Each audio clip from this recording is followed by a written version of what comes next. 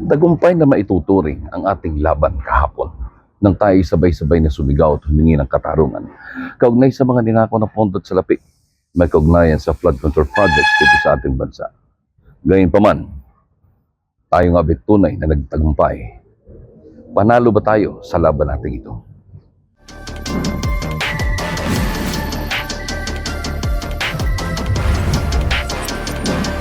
Dagundong, dagundong, dagundong, dagundong, dagundong. Magandang umagang muli sa inyong mga kaibigan. Lunes na naman at tayo po ay muling magkakasama-sama sa ating programang ito.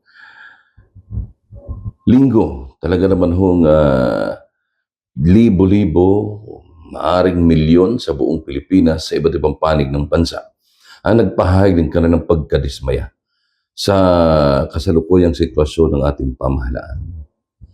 Nakakalungkot isipin nga lamang na sa pagnanais na ito'y isagawa ng tahimik, may ilang talagang sektor o may ilang grupo na ayaw gawing mapayapa ang mga pagkakataon na kagaya nito.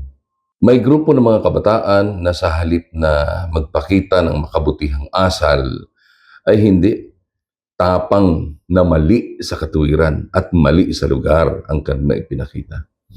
Mga kabataan sa halip na makitaan mo o kakitaan mo ng potensyal para maging susunod na leader, hindi. Mga kabataan sa halip na gawin mong ehemplo, hindi gano'n eh. Hindi sila naging magandang example para sa ibang mas nakababata sa kanila. Nagsunog ng nanunog ng container van, ng agaw ng motorsiklo ng pulis at sinunog din. Yan ba ay gawain ng kabataan? Yan ba yung nakikita ninyong gagawin ng mga sabi nga ni Jose Rizal ay pag-asa ng bayan? Siguro another question is, ang kabataan ba ngayon ay pag-asa pa ng bayan? Palagay ko'y hindi. Sapagkat maraming kabataan ngayon ang napabayaan na. Maraming kabataan ngayon ang napabayaan ng magulang, nawala ng galang, nabuhay virtually. Dahil nakatutok maghapon, magdamag sa kanilang cellphone, walang iniintindi, maglaro ng Roblox, makipagkwentuhan ng hindi magandang salita sa kanyang mga kaibigan daw. So, at pagdating sa lansangan, ay mga kabataan, sabi nila ay matatapang.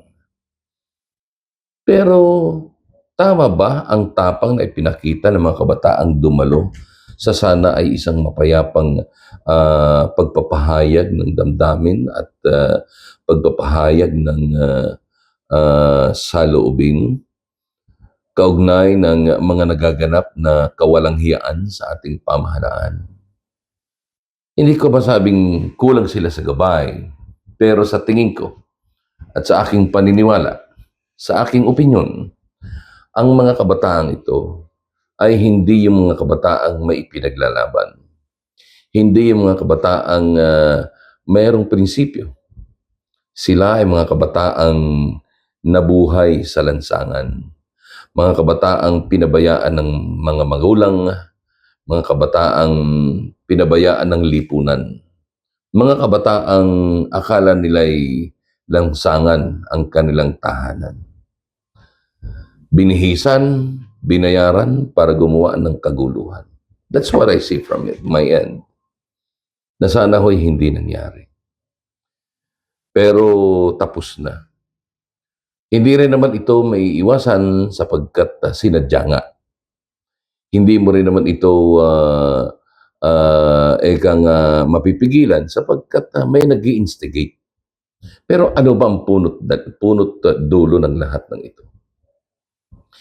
Kung papansinin natin, sa lahat ng panig ng bansa na mayroon hong naganap na pagpoprotesta o demonstrasyon ng kanilang pagtutol sa katarantaduhan, pagtutol sa korupsyon, pagtutol sa kawalanghiyaan at pagnanakaw sa pamahalaan. Tanging isang lugar lamang ang nabalita natin na mayroong kaguluhan. Mendiola, sakop ng lungsod ng Maynila. And they wanted to be near the palace or sa Malacanang. Kung ako ang tatanungin at bilang bahagi ng aking opinion, itong mga tao na ito ay mga kabataang hinugot sa kung saan-saan. Binigyan ng kaunting salapi at ang instruction, manggulo kayo.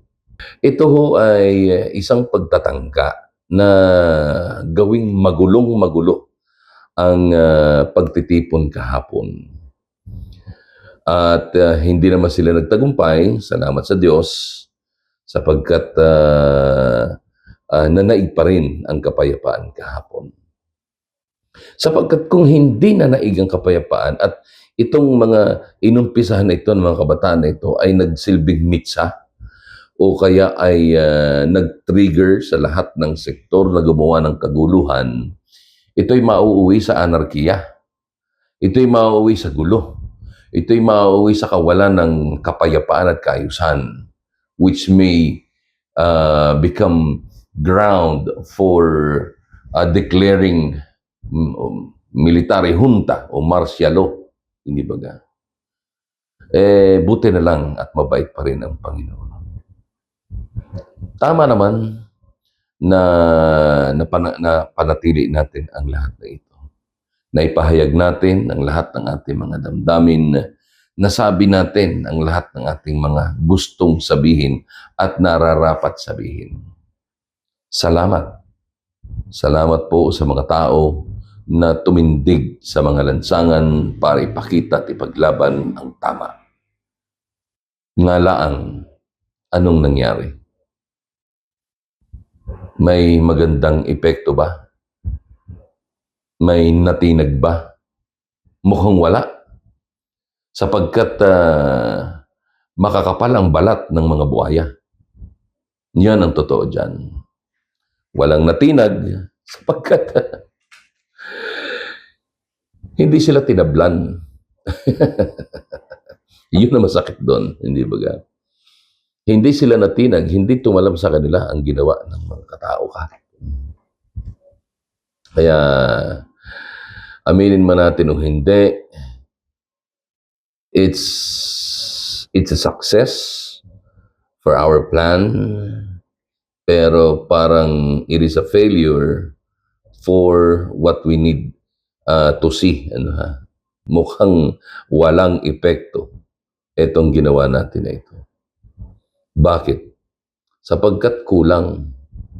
Kung talagang gusto nating lumaban, hindi naman sa kayo'y aking ika nga ay sinasansala o kung ano paman o kinokontra or what.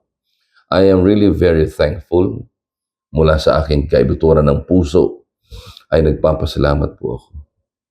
Pero sabi ko nga kung gusto nating lumaban, hindi ito minsanan lang. Dapat ito'y kagaya nung akala nga natin. Kung sabi lang, palagay ko ay nalagpasan natin ang bilang ng mga dumalo noong 1986 EDSA Revolution. Hindi ba? Kung pagsasama-samahin. Pero ang ginawa at ang nangyari noon ay totoo naman. Nagpatigil sa buong Pilipinas. Nagpatigil sa buong ekonomiya. Ilang araw yun, halos kung di ako nagkakamali dahil ako ho noon ay 1986, ako ho noon ay first year high school. Kung di ako nagkakamali, parang isang linggo. Isang linggo hanggang sa umalis sa kanyang pwesto si Pangulong Ferdinand Edralin Marcos Sr. Dahil una ay sa awa niya at pagkilala sa kapangyarihan ng mga Pilipino. Dahil sa nakita niya na hindi niya kaya. At higit sa lahat ay sa nalalabing kabutihan ng kanyang puso. Dahil marami na nag-uudyok kay dating Pangulong Ferdinand Marcos Sr. Na gumamit na ng dahas para ma-disperse ang mga tao. Pero hindi pumayag ang dating Pangulo. Sa halip ay mas dinais nito na panatilihin ang kapayapaan sa lugar. At pagkatapos ay nilisan niya ang kanyang trono, ano ha? At nilisan ang pamahalaan. Na sabi nga ay sana ay doon siya pupunta sa Paway, Ilocos Sur, pero doon naman siya dinala sa Hawaii. Nakakatuwa, no, ha? Nakakatuwa. Pero may ang nangyari noong 1986 ay isang karanasan at bahagi ng kasaysayan na maaari nating pagbasehan ng mga susunod nating hakbang. Hindi ko alam kung ito'y bahagi ng plano nila kahapon, pero may ilang mga sumisigaw ng Marcos alis dyan. May mga sumisigaw ng tama na. Pero yung mga dating maiinit ang dugo at sumisigaw ng never again, sila ang magkakasama ngayon. Di ba ga? Kaya panalo tayo, naipahayag natin ang ating mga damdamin, naipakita natin ang puwersa ng taong bayan, pero talo tayo sapagkat nananatili pa rin sila sa pwesto. Talo tayo sapagkat magpapatuloy ang kanilang kawalang-hiyaan sa pamahalaan. Talo tayo sapagkat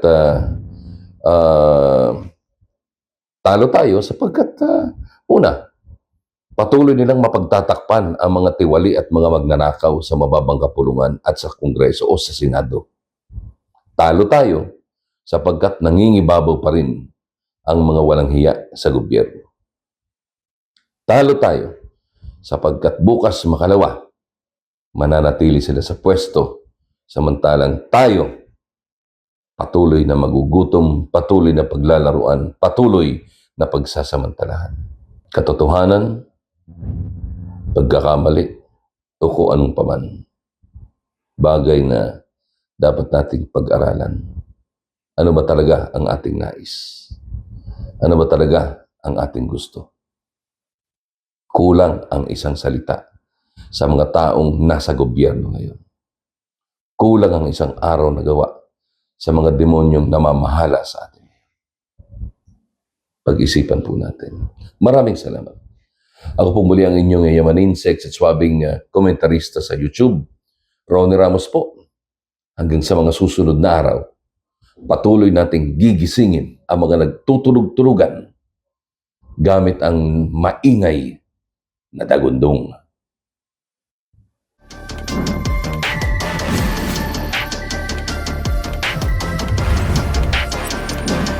Dagundong, dagundong, dagundong, dagundong, dagundong.